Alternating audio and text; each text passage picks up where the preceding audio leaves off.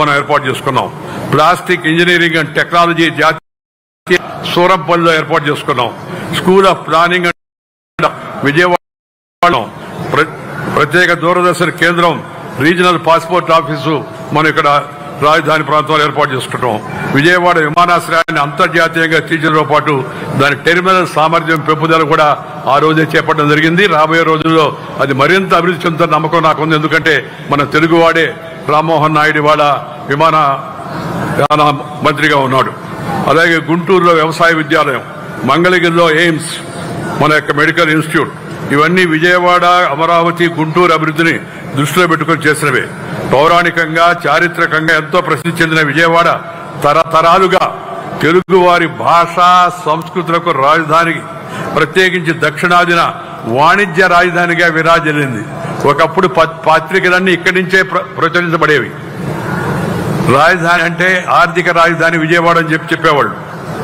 అలాగే సాక్షాత్తు ఆది దంపతులు దుర్గా మల్లేశ్వర స్వరూపాలుగా ఇక్కడ వెలిసిన ఆ యొక్క ఆ భగవంతుల యొక్క స్వరూపంగా వచ్చినట్టు వారికి కోరిన వారి కొంగు బంగారంగా వరాలను కురిపిస్తారని చెప్పే విశ్వాసం ప్రజలకు ఉంది. ప్రపంచం నలుమూల నుంచి లక్షల మంది భక్తులు ఏటా నవరాత్రి సమయంలో ఇక్కడ స్వామి అమ్మవారి దర్శన భాగ్యం కోసం, ఆశీస్సుల కోసం వస్తుంటారు. విజయాలను అందించే దుర్గమ్మగా ముగ్గురు అమ్మల మూలపటమ్మ వెలిసిన ఈ క్షేత్రం గురించి మహాభారతంలో ప్రస్తావన ఉంది. ఈ విజయవాడ క్షేత్రాన్ని గురించి మహాభారతంలో, ఎప్పటి మహాభారతం, సాక్షాత్తు అర్జునుడు ఇంద్రకీలాద్రి మీద తపస్సు చేసి పరమేశ్వరుని మెప్పించి పాశుపదాస్త్రాన్ని సాధించాడని పురాణం చెబుతుంది. విజయుడైన అర్జునుడి పేరిట ఈ నగరం విజయవాడ అయిందని చారిత్రాత్మక కొంతమంది చరిత్రకారులు చెప్పారు. బంగారు కాంతులతో కనకదుర్గమ్మ ప్రకాశిస్తూ కొలువైనందున ఇంద్రకీలాద్రిని కనకాచలంగా పిలుస్తారని కూడా మరొక చరిత్రకారులు రాశారు. దాంతోపాటు మల్లెలతో సాక్షాత్తు బ్రహ్మదేవుడు పరమశివుణ్ణి ఇక్కడ పూజించినందున శంకరుడు మల్లేశ్వరునిగా అనుగ్రహిస్తారని పురాణం మనకు చెప్తూ ఉంది. చారిత్రాత్మకంగా యుద్ధమల్లుని శాసనం, కొండవీడులోని మరో శాసనం ఈ నగరాన్ని బెదవాడగా పేర్కొన్న ఆ శాసనాల్లోనే. ఏ విధంగా చూసినా విజయవాడ తెలుగువారి విజయాలకు నిలువెత్తు సాక్ష్యం. విష్ణు కుండినుల రాజధానిగా, విష్ణు కుండినులు ఎప్పటి వాళ్ళు 3-4 శతాబ్దాల నాటి చరిత్రను మొఘల్ రాజపురం ఆలయాలు మనకి ఇస్తాయి. చైనా యాత్రికుడు Hiuen Tsang, Fahien Hiuen Tsang వచ్చి భారతదేశం చాలా గొప్పదని ఆ రోజుల్లో రాశారు. హ్యూయన్ సాంగ్ కూడా బెదవాడను సందర్శించి శాతవాహనుల చరిత్రను రాసినట్టుగా ఆధారాలు తెలియజేస్తా ఉన్నాయి. అనేక పత్రికలు ఇక్కడి నుంచి ప్రారంభమై తెలుగువారి వాడిని రుచి చూపించాయి. ఇక్కడ ప్రచురణ కేంద్రాలు పుస్తక రాజధానిగా విజయవాడను మార్చాయి. ఆంధ్రప్రభ దినపత్రిక ఇక్కడి నుంచే పునః ప్రారంభమైంది. ఆంధ్రజ్యోతి దినపత్రిక కూడా ఇక్కడే ప్రారంభమైంది. మరి ఆంధ్రపత్రిక చెన్నైలో ప్రారంభమై తర్వాత విజయవాడకు వచ్చింది. ఈ తొలి స్పీకర్ శ్రీ అయ్యదేవర కాళేశ్వరరావు గారు, శ్రీ టీవీ చలపతిరావు గారు, శ్రీ విశ్వనాథ సత్యనారాయణ గారు అంటే మహనీయులు ఎందరో ఈ నేలను పునీతం చేశారు. విశ్వనాథ సత్యనారాయణ గారు తెలుగువారి కీర్తి పతాకాన్ని ప్రపంచ అవనికపై రెపరెపలాడించిన ఎన్టీఆర్ గారు కూడా విజయవాడలో చదువుకున్నారనే విషయం కూడా మనందరం తెలుసుకోవాల్సి ఉంది. ఇక్కడి రామ్మోహన గ్రంథాలయం, హనుమంతరాయ గ్రంథాలయం తెలుగునాట జరిగిన స్వాతంత్ర ఉద్యమానికి సాక్ష్యాలుగా నిలిచాయి. స్వరాజ్య ఉద్యమ కాలంలో మహాత్మా గాంధీ 1919-46 మధ్య అనేక పర్యాయాలు విజయవాడను సందర్శించారు. ఇక్కడ గాంధీ కొండ ఆయన జీవితంలో అనేక అంశాలను మనకు తెలియజేస్తుంది. ఇలాంటి ఎన్నో విషయాలు ఉన్నాయి. ఇవన్నీ మన పిల్లలకు చెప్పవలసి ఉంది. ఈ చరిత్ర మన నవతరానికి, యువతరానికి, రాబోయే తరానికి అందించాల్సిన అవసరం ఎంత ఉంది. దాని నుంచి వాళ్ళు స్ఫూర్తి తీసుకోవాల్సిన అవసరం ఉంది.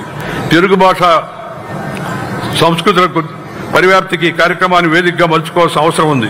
ప్రతి ఒక్కరూ తమ కార్యక్రమాలకు పిల్లలతో కలిసి హాజరు కావాలా. ప్రపంచంలో భారతదేశానికి గుర్తింపేడు తెలుసా? మన సంస్కృతి, మన సాంప్రదాయం, మన కుటుంబ వ్యవస్థ. ఈ కుటుంబ వ్యవస్థను మనందరం రక్షించుకోవాలా. ప్రతి ఒక్కరూ కూడా తమ తమ కర్తవ్యాలను పూర్తిగా నిర్వహించాలా. ఈ మధ్య కొత్తగా మనకు అలవాట్లైపోయిన కుటుంబ వ్యవస్థ చిన్నాభిన్నం అవుతుంది. ఎవరు ఎక్కడ ఉంటున్నారో తెలవని పరిస్థితి వస్తుంది. కొంత ఉద్యోగ అవకాశాల కోసం పోవచ్చు. వంట ఇంటిని కూడా మానేసి కొంతమంది పిజ్జాలు, బర్గర్లు, ఇవన్నీ దాని పేరు ఏంది, జొమాటో, టమాటో ఏదో నాకు తెలియదు, మొత్తం మీద ఆర్డర్ ఇచ్చుకుంటున్నారు. నేను మనం చెప్పదలుచుకున్న వంట ఇళ్లు పోతే, వంట విడిపోతే జంట విడిపోద్ది. దయచేసి వంట ఇంటిని కాపాడుకోండి. మగవాళ్ళు వంట చేస్తారా, ఆడవాళ్ళు వంట చేస్తారా, అది వేరే విషయం, వాళ్ళ ఛాయిస్. దాని గురించి మనం పెద్ద అనుకోవాల్సిన అవసరం లేదు. ఎందుకంటే మగవాళ్ళు కూడా వంట చేసిన సందర్భాలు ఉన్నాయి. నలభీమ పాకం చరిత్రలో, మన యొక్క పురాణాల్లో నలభీమ పాకం, దాన్ని మించిన పాకం ఇంకొకటి లేదని చెప్పని మనకి మన పురాణాలు తెలియజేస్తున్నాయి. అందువల్ల దాని గురించి వెనకాడాల్సిన అవసరం లేదు. మనిషిని సంఘటితంగా కట్టి ఉంచే మొదటి గొలుసు మాతృభూమి అయితే, రెండో గొలుసు భాష. మనిషినే కాదు, తరాలను సైతం కలిపే గొప్ప శక్తి భాష సంస్కృతులకు ఉంది. అందుకని భాష పోతే శ్వాస పోయినట్టే అనే విషయాన్ని గమనించుకొని అందరూ దయచేసి మన మాతృభాషను కాపాడుకోండి. మొదట అమ్మ భాష, ఆ తర్వాత పరాయి భాష. ఇంగ్లీష్కి మనం వ్యతిరేకం కాదు. ఇంగ్లీష్ కూడా నేర్చుకోవాలి, ఇంగ్లీష్ కూడా చదువుకోవాలి, హిందీ కూడా చదువుకోవాలి. దేశంలో పైకి వెళ్లాలంటే, మన ఊరు దాటి ఢిల్లీకి వెళ్లాలంటే హిందీ రావాలా, ప్రపంచంలో ఎక్కడికైనా వెళ్లాలంటే ఇంగ్లీష్ రావాలా.